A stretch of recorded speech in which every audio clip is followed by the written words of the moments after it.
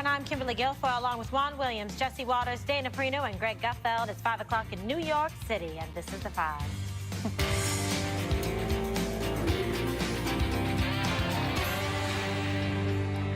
A breakthrough on immigration. A big meeting today at the White House between President Trump and leaders of Congress on both sides of the aisle.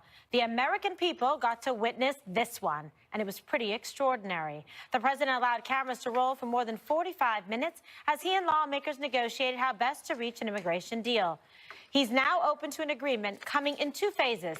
First, addressing young immigrants and border security, with broader issues to be settled later.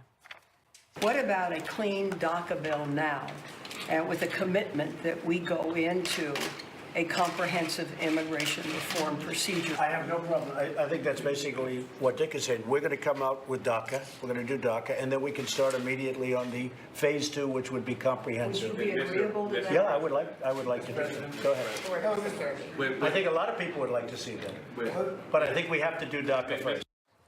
The president thinks the legislation should be a bill of love and offered to take any heat for blowback set to come. 62% of the Trump voters support a pathway to citizenship for the DACA kids if you have strong borders. You have created an opportunity here, Mr. President, and you need to close the deal. If we do this properly, DACA, you're not so far away from comprehensive immigration reform. And if you want to take it that further step, I'll take the heat. I don't care. I don't care. I'll take all the heat you want to give me. And I'll take the heat off both the Democrats and the Republicans. My whole life has been heat. I like heat in a certain way. I love the heat. There is still one thing he's not willing to compromise on. Is there any agreement without the wall? No, there wouldn't be. The wall has to be there. Have to. You need it. John, you need the wall. I mean, it's wonderful. I'd love not to build the wall, but you need the wall. And I will tell you this, the ICE officers and the Border Patrol agents, I had them just recently up. They say if you don't have the wall, you know, in certain areas, obviously, that aren't protected by nature, if you don't have the wall, you cannot have security. You just can't have it. It doesn't work. All right, did you love it, Dana? He's like, the wall. And he crosses. It was absolutely fascinating. And I have to say, like, in being in D.C., a lot of meetings are like that behind the scenes, and then afterwards, both sides go to their own cameras and microphones, or they take turns, and they're actually much more partisan, and they're playing to their base. And what this did was basically, it was like watching a city council meeting on local access television, but you're actually in the cabinet room with the president and a bipartisan lawmakers who did not know that this was going to happen. And what I thought was interesting is that everyone actually was there and knew what they were talking about. One thing Diane Feinstein tried to do, I thought was pretty smart and strategic, is she suggests is, why don't we just do a clean DACA bill? And the president's like, yeah, that's great. And then McCarthy very subtly says, actually, because that wouldn't include security, we need security. And so it's a little risky to be openly negotiating like that, but I thought amazingly refreshing. Also, I think that a lot of the hardliners, when it comes especially to Dreamers and DACA, have backed off.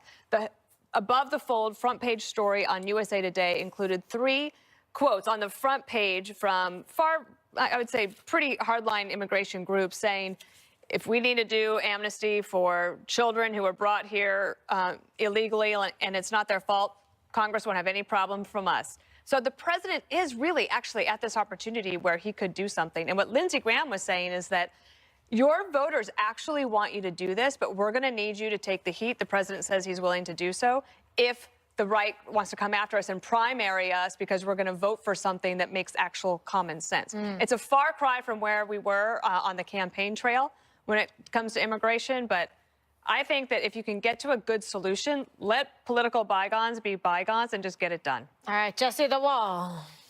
Look like a very stable genius out there around the boardroom table. I like boardroom Trump almost as much as I like rally Trump, but boardroom Trump is good. He also used this line when he said fire and fury. Yeah. So when he goes like this, I think everything's under control. He's kind of like, he drove a lot of momentum at that meeting. I've never seen so much bipartisanship. Dana says it's always behind closed doors. I've never seen that kind of wheeling and dealing among both sides like that ever before. It was an incredible scene to watch. The cornerstone of the deal is chain migration, lottery, the wall, and merit-based. That's what Trump wants. The left wants the DACA. They want the clean DACA vote. Trump almost fell for it and then got rescued when he said, whoa, whoa, whoa, we're not going to do the DACA deal unless we have some border security. The wall will be built. The chain migration is ridiculous. If we want to hire someone from HR, we don't call KG and say, you know, is your uncle in HR? That's not how we do it. I don't know why America does it like that. And then the lottery. America's not a roulette table. I don't know why we're playing chance with our immigration system. We should use our brains. And then merit-based, he said, that's what Canada does. I thought the Liberals loved Canada. We want to emulate their healthcare system. Let's emulate their immigration system, too. But who knows? I think the Democrats are squirrely. If they do get anything clean, I don't trust that they're going to commit to merit, lottery, or the wall. That's why you got to do it all at once. So it's a risky deal, but Trump said he's ready to take the heat. He loves heat. He loves it. Loves it almost as much as the wall. Okay, so Juan, what did you make of this in terms of, the optics that he's actually showing, giving the American people a front row seat to how these negotiations go, and also kind of calling out people, what are they supportive of, what are they not supportive, and also probably showcasing his intelligence and deal-making skills. Yes, his genius stability. So I think this is something that's been evident. I've written about this last month, that it's pretty evident that Donald Trump has opened the door to a deal, a comprehensive deal, because guess what? He's the one that set March as a deadline for the Dreamers to have a deal and said to the Democrats, let's make a deal. But he's been talking in hard terms, just as Jesse was suggesting, about the wall, about chain migration. And these things, the wall is just not going to happen. I mean, not only the Democrats not in the mood for it because they think it's ridiculous, but the Dreamers have been, if you recall, attacking Nancy Pelosi as she was speaking in San Francisco and say, we're not a bargaining chip. Why are you doing this? But of course, they held off in December. Now we have it front and center. The key here is that Trump wants a deal. He says what we have in common is both sides want a deal. The problem in dealing with Donald Trump, the great businessman negotiator, is when you come to the nitty-gritty, when you come to the fine points, he's lacking. He doesn't know the fine points. He just knows we want a deal, so let's make a deal. Now, the problem has been, remember, the problem going back to George W. Bush in '06, the problem coming forward with Obama and the Gang of Eight, I think that was in 15, if I'm right, or 16, is that you get the far-right talk show people saying, oh, my God, this is amnesty. This is amnesty. If you want to come in this country, you should get to the back of the line. These people should all be thrown out, like you're going to throw 12 million people out. And then they say, oh, this is just a matter of law. It's a matter of law. They broke the law. They're bad people. It's just the conversation devolves. And I think that's what Trump is going to have to experience. He says he'll take the heat. But even for a stable genius, Jesse, it's going to be a lot of heat coming from the right.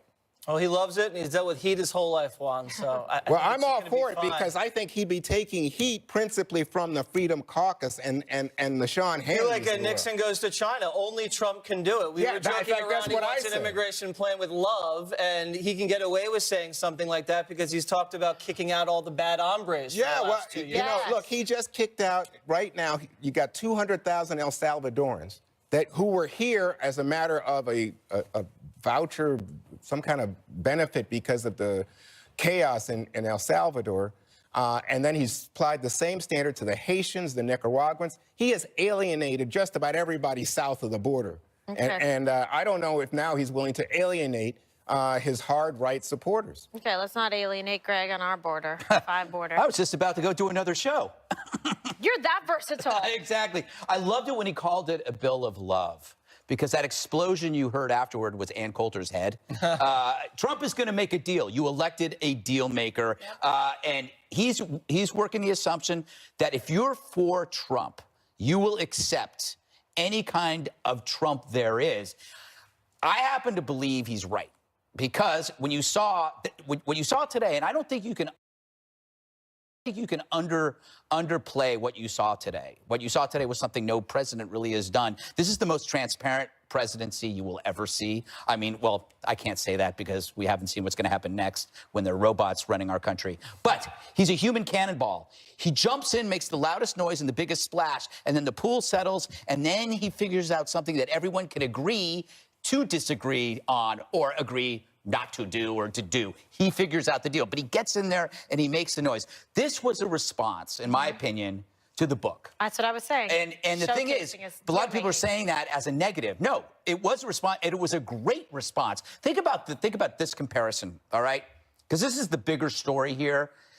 The media is chasing a mental health fantasy right now. They're chasing a mental health fantasy. Meanwhile, Trump is chasing a mental health reality. Today, he expanded coverage for veterans for mental health because of the rise in suicides. This is to lower suicide rates. So while the despicable media is believing in some batty doctor who basically fell off the face of the earth after calling him a danger to society, and now she's walking it back. What's her name? Bandy? I can't think of her name.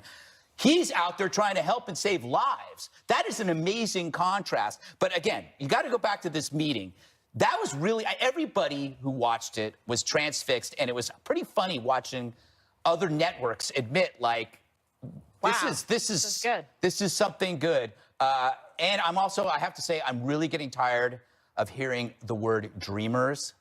We're all dreamers, all right? There's no dreamer privilege here. Just because your specific person doesn't make you a dreamer. Everybody in the United States is a dreamer. So stop calling a specific group dreamer. That's dreamer privilege. Wait a second.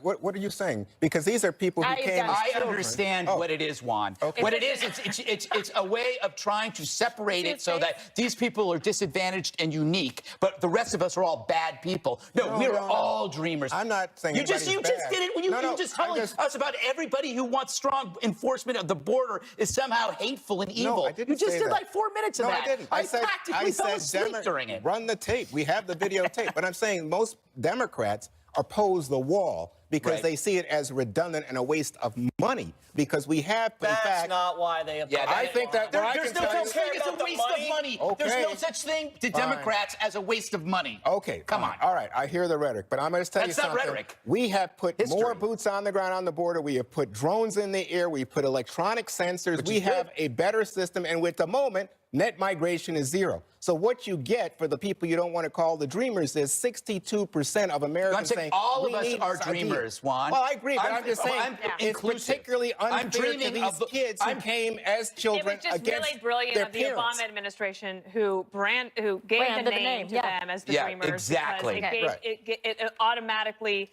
evokes some sympathy. It's like the Clinton Global Initiative. Right, You always right. had to say, well, they do good work, but... I think it's time to retire that. I think what you're going to see is enhanced border security and a pathway to citizenship together, because that's what Trump is going to do. And right now, the shrink who said he was unstable is shrinking right now, because the people that are looking really small are the people who were talking about instability on other networks. You came in late, but you finished strong. Way to go, my man. Story of my life.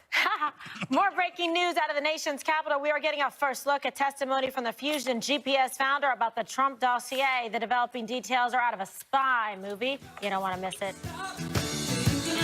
Revelation involving the Trump dossier. A lawyer for the founder of Fusion GPS says someone has been killed as a result of the publication. This development is part of a newly released testimony. It comes from a Senate committee interview with Fusion officials. Chief Intelligence Correspondent Catherine Herridge joins us right now. Catherine, thanks for being here. What can you tell us about this? Okay, Juan, so this transcript is over 300 pages long. I have one section here that relates to the claim. The dossier was being prepared, and it therefore led them to think that some of the information dossier was credible. Well, that's right. So Glenn Simpson, who you just see there on the screen, he testified that the British spy, Christopher Steele, who put the research together for the dossier, went to the FBI in July as well as sort of late September, early October, just before the presidential election, because he felt he was witnessing a crime in progress based on the information he had about these alleged Russian contacts. And in the transcript, Glenn Simpson tells the committee investigators that Steele shared with him that the FBI believed or felt what Steele was saying was credible, in part because they had, his words, a human source inside the Trump campaign. Now, since this transcript has been released, there's been a fair amount of pushback about that claim. Sources close to Simpson have told NBC News as well as the Washington Post that what he really meant was that the FBI had intelligence from the Australians, and it related to that Trump campaign aide George Papadopoulos, who, as you know, pled guilty to lying to the FBI. And that's really quite a bit different than what, in fact, is in this transcript, Juan. Catherine, thank you so much. You're we welcome. appreciate it.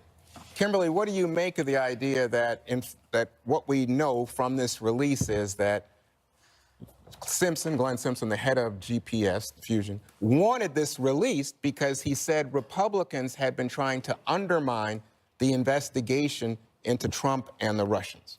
Yeah, I think this is really pretty much a bombshell in terms. I don't know if people necessarily saw, this coming and just what the repercussions can be of a situation like this.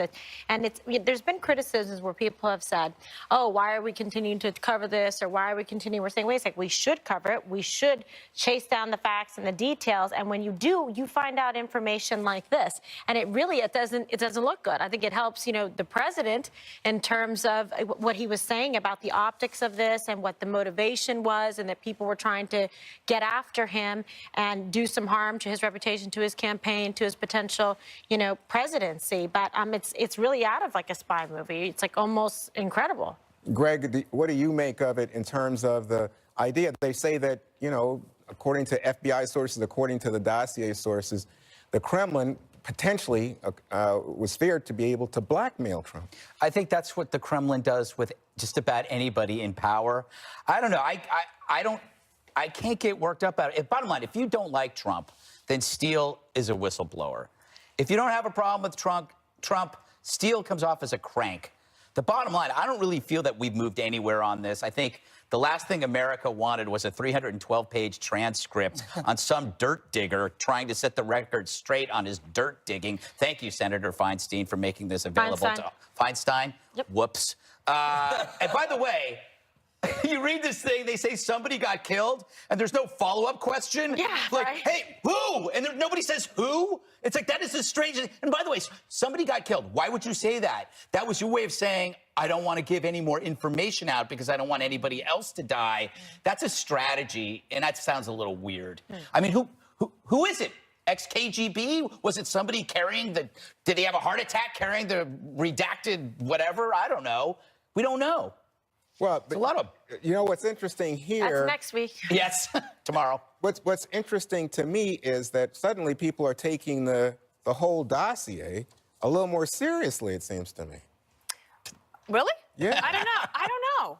I think that's one thing that's pretty strange is you have a special counsel investigation that's ongoing. Then you have the House and the Senate, both are ongoing, and it's super confusing. Then you have the testimony from Fusion GPS, and then an op-ed in the New York Times written by those people Glenn from Simpson, Simpson and I can't remember his co-partner, his partner, saying that they wanted this transcript released, but then, of course, then they knew that was going to be in there, that somebody was killed, and like, of course, nobody wants anybody else to get killed, and it's impossible for us to just wait for a conclusion from the special prosecutor. I understand that, but I think it would behoove us to do so. But I'm saying, right now, a lot of people, especially people on the right, say this dossier has been proven to be scurrilous, to have no value. Instead, what you have now is Simpson at GPS and others, and the Democrats on the committee, led by Feinstein, saying, hey, we want it out because we think, in fact, you will see that the FBI believes a great deal of this information. And if you look at people like Carter Page going over there and giving speeches for money, coming back, the George Papadopoulos connection the information coming from Australia, it sounds like, oh, they had reason to believe the dossier, Jesse. I mean, I read all 300 pages, Juan, so I'm an expert on this dossier. Yes, please. And I'll break it down for you. The headline that jumps out at me here is that Comey and Hillary paid a foreign agent for dirt on Trump. This guy was paid by the FBI. The FBI has been denying this. Now we have Glenn Simpson saying, yeah, this guy was paid. That's a pretty big deal to me. So this guy's getting paid by Hillary. He's double billing the FBI, and then he's shopping the Trump dirt to the mainstream media. Wait a second. Now people are dying. Was he paid? I think the FBI didn't say that they had paid him. They were thinking of paying. They said they didn't, but now you have him telling these investigators that he was paid. So someone's dead. Usually the mainstream media, when someone dies, goes and chases this stuff down. I don't think they're going to do any of that. There seems to be little interest about the dossier. I think I'm interested in it because it's salacious. And you keep saying that it was BS. At least he's honest. No, Juan has kept saying for the last month that the dossier, most of it's true. It is. Tell me what's true about it. Well, I don't want to get into any detail because I don't have it. But I'm just so you telling don't know? No. So you don't know? Hang on. I was making the point, and I think the point was also made today, that the FBI believed this was a credible document, not because they were getting other information to confirm many elements in the dossier. They said Trump's lawyer went to the Czech Republic to have a secret meeting with a Russian. Turns out his passport's never been to the Czech Republic. That is just blatantly erroneous. Start there. Right, that was a mistake. Yeah. All right. So I thought it was all true. Jesse comes out on top. Ahead, President Trump weighing in today on all the Oprah for President buzz. Well, come on right back. We'll be buzzing about it here on The Five. You've been hit by a smooth criminal. Jesse says he can't dance to that. He probably could have, but he That's chose not to. anything. All right, we're going to get to the segment. When President Trump threw his hat in the ring for election 2016, remember the Democrats snickered at the idea of a candidate from showbiz. He knows how to get attention. He's, the classic reality TV character. And at this early stages, it's not surprising that he's gotten a lot of attention. We can't have a reality TV star that has no concept of public policy step foot in the Oval Office. He cannot have the nuclear codes. He is a reality TV star. He's very experienced at providing television entertainment. The presidency is not about entertainment. So you don't care if serious Jennifer Flowers decisions. is there? But now they seem to be warmed up to the idea of a celebrity with no political experience in the White House following Oprah's big splash at the Golden Globes. There are headlines like these all over the papers. The prospect of President Winfrey thrills Dems. This prospect also got a positive reaction from President Trump. Thank you. Yeah, I'll beat Oprah. Oprah would be a lot of fun. I know her very well. I did one of her last shows. She had Donald Trump, this is before politics, her last week. And she had Donald Trump, and my family was very nice. No, I like Oprah.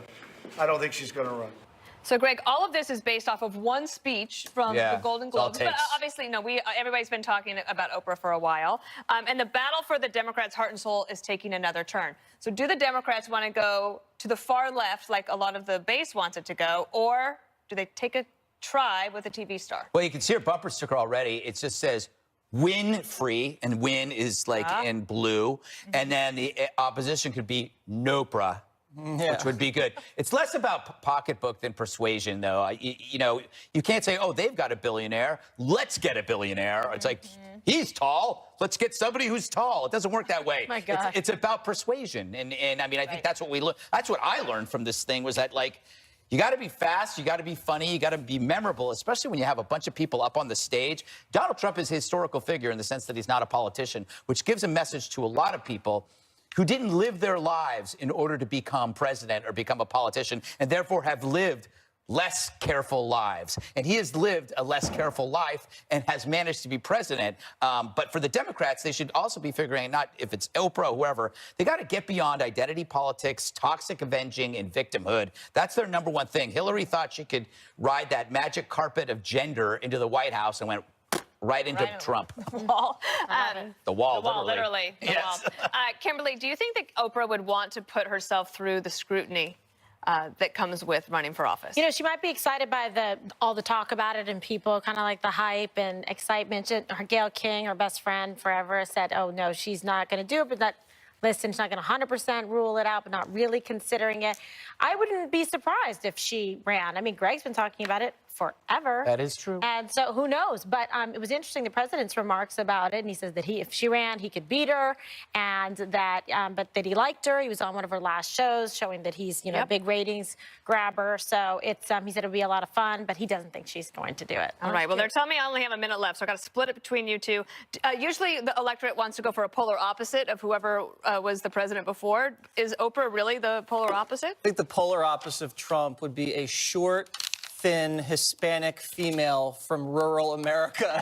I mean, I can't think of anything else. Oprah gave a speech about sexual assault, and now we're supposed to give her the codes to the nuclear football. I don't know about that. I don't think ISIS fears Oprah, and Trump actually tapped into something real. I think Oprah tapped into some Hollywood vibes, maybe that, and I don't want another campaign run on sexism, and it's going to be on sexism, and it's going to be on racism, because that's what the media is going to want it to be about. And the difference, though, between the Trump as a reality star and Oprah as a reality star, Oprah just gave away free stuff on her show. Yeah, everyone Trump gets a made car. people compete to get a job on his show, so there's a little bit of a difference. Juan, is this all because there's a vacuum? There's no clear leader, and so the Democrats are just trying to feel their way? Yeah, they are trying to feel their way, and I think there was such an amazing response to Oprah's speech on Sunday night at the Golden Globes that they say, oh my gosh, she has name recognition, she has money, I mean, she has billions, and guess what? People around the country, and if we're going to talk about women, love Oprah Winfrey. So on all those scores, she would be a big plus, and even Donald Trump said Oprah Winfrey would be his #1 choice for a vice presidential candidate. This is going way back. Now, my sense is, you know what? You asked a great question, Dana. People normally go somebody exactly opposite the person in office. If you think of Obama as stable and a genius, they went to Trump, right? You know what I mean? Well done, Juan. And I think that if they're looking after Trump, the question is, are Democrats simply trying to fight the last war by picking out someone with great celebrity and great charisma? And I think that's right, because to me, we still, as an American people, want someone who has policy experience, political experience, who can make us feel safe in the world. We'll talk about polar opposites. Roseanne Barr is coming back to TV to reprise her namesake role and just broke some news about her iconic character. She's a Trump supporter. That's next. Since Roseanne went off the air, one of the top sitcoms of the 80s and 90s. But the Connors are coming back soon for a reboot in March, and we're getting word about one of the storylines this season. This family will be divided, like many others in America, right now over politics. Roseanne Barr just broke the news that her iconic character voted for President Trump.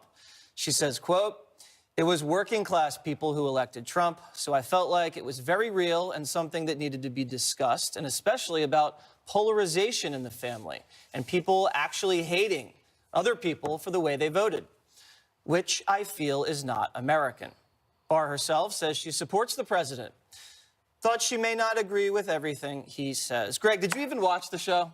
No, but I follow her on Twitter, so this is no surprise. She is not afraid to voice support for the president among kind of a comedic world that does not share her beliefs. So she is truly a radical in the sense that, you know, when people hear the word radical, they think it's uniformly left-wing. But a true radical is somebody who zigs when you think they're going to zag. But there's always some kind of internal logic to the things that she does, and there is an internal logic to the decisions that she makes. But if you take 2 data points in her life, you cannot predict a third, because she's that much of a radical or a rebel. The current crop of comedians, she's an icon. It must drive her crazy because she's not drinking the comedic Kool-Aid that they Jones for, or Jim Jones for. And that makes her the true risk taker, I think, in comedy. Her and Dave Chappelle, I would say. Do you think the show is a risk by making it so politicized in this environment? No, I think it's a very smart business move on behalf of the network. Okay, so you think people are going to tune in, Juan? Are you going to be tuning in or not? I didn't tune in the first time, but I mean, it's interesting to me because I think she's onto something when she says, you know, she's going to portray a working-class white woman who's a Trump supporter. And I'd be interested to see how she does that, if she can do it sincerely. I mean, the fact is, as she pointed out, right-wing women tried to boycott the show way back because they said, oh, to have an opinionated woman in that role coming from the left, they didn't like it. Well, now let's see how they like it.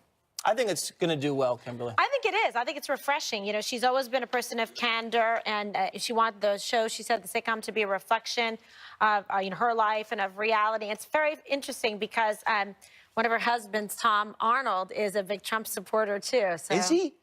Yeah. Oh. Correct. I did not know that. Well, you know what she needs? She needs a Trump tweet endorsing the show, and I think that could be very helpful. See, good for business. There you go. All right, another college professor creates another race row on campus.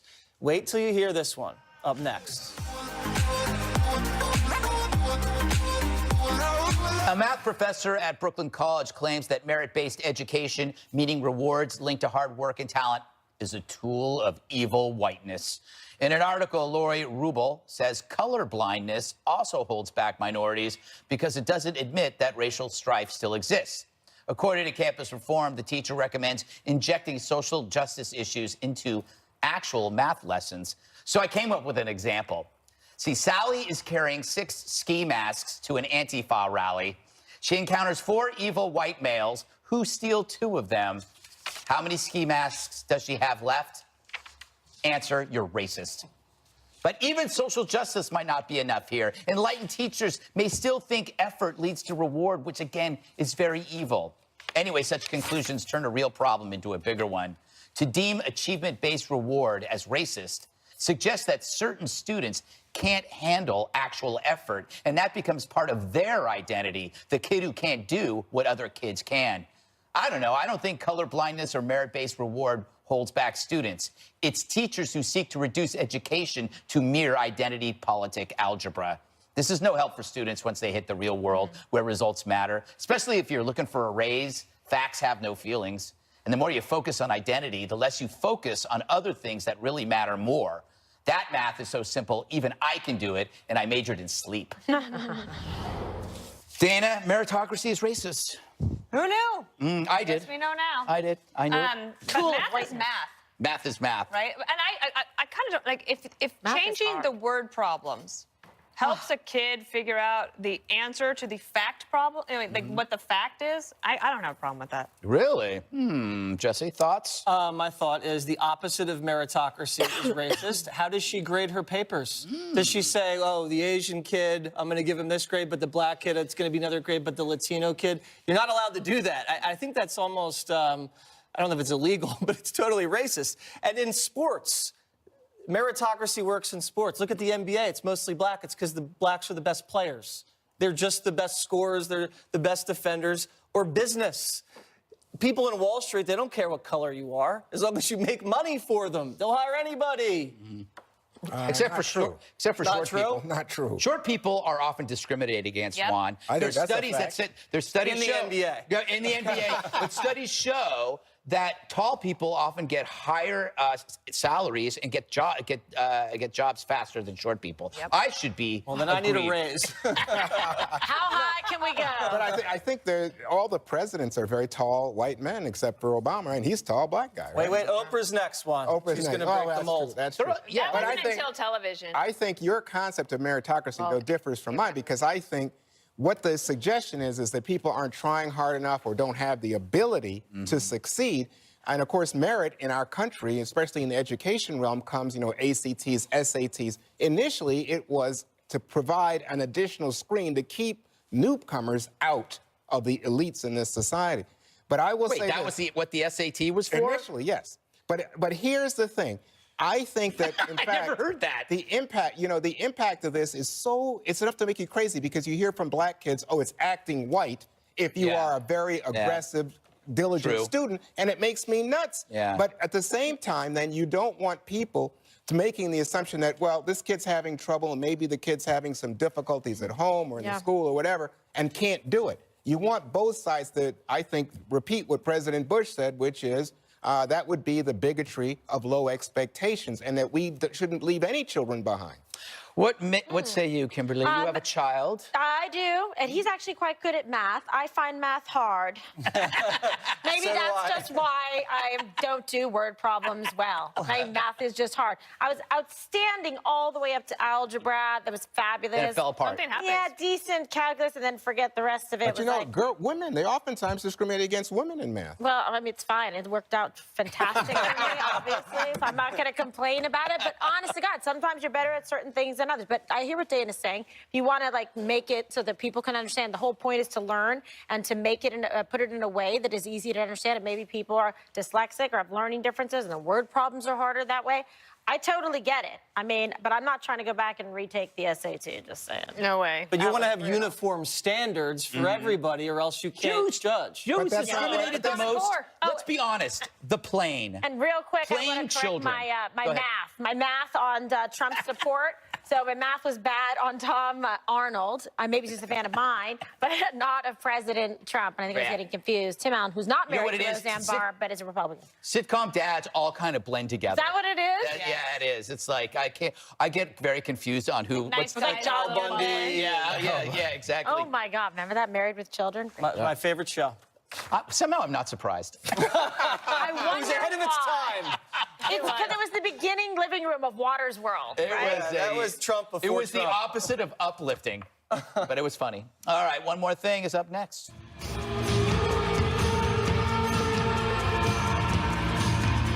One more thing, Mr. Jesse. We have been searching long and far for a dog for Greg Gutfeld, and I think we found one. Oh my goodness. It tells you to put the wine down. When you try to take a sip of wine, it takes its paw and says, you've had enough.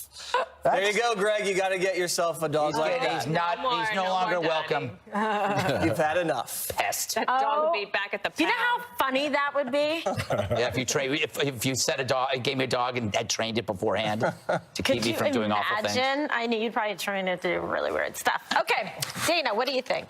Okay, about that? No. All right, so the Thai Prime Minister, his name is Prayut Chan-o-cha. Wow. Okay, so he may dislike the press more than President Trump or any world leader. The Prime Minister today was doing a press conference, and he left a cardboard cutout of himself to deal with reporters in Bangkok.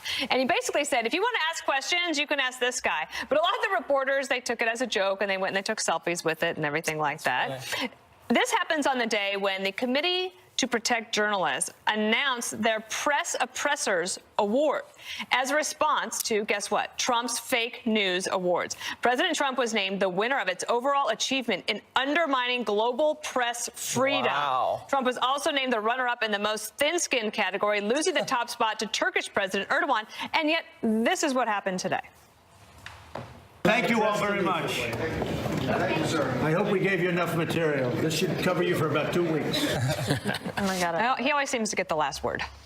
I know, isn't it? He's good at that. He's good at that. Well, today is a very special day. Having worked for many years as a prosecutor in Los Angeles and San Francisco DA's office, I worked hand in hand with some of the finest men and women in law enforcement. And today, in fact, is National Law Enforcement Appreciation Day. And it's a day where we honor and appreciate the brave people who put their uniforms on every day to protect us, serve, and keep our communities and our children safe, and our schools and the areas around them. And there's several ways. We have some suggestions for you all in case you want to show some appreciation. You can wear blue clothing, Jesse, or like a blue tie. Nailed it. Send a card of support to your local police department. Participate in Project Blue Light, which is proudly displaying your blue light in support of law enforcement. And so those are just a few ways, or you can do what I do. You can, they seem to like a hug and kiss here and there. The wives don't, though. Should I try that? The men and the women. You can hug them. You hug them. That's what I used to do all the time at New Year's, Jesse. I saw that. So did everybody. Okay. All right. That was part of the segment, by the way. That's the one right. Thing with the That was planned. For law enforcement. All right. What do you got for us? Just before Christmas, there was a very touching story out of Dallas that I wanted to mention. Billy Earl Dade Middle School decided to have a father-son event. It was going to be the first of its kind in the school, and the school is predominantly made up of low-income and minority students. But they ran into a hurdle. They were concerned that many of the young men did not have father figures in their lives to bring to the event. So they put out a call to Dallas area men to stand in for the missing dads. They expected, a dozen or people or so to respond.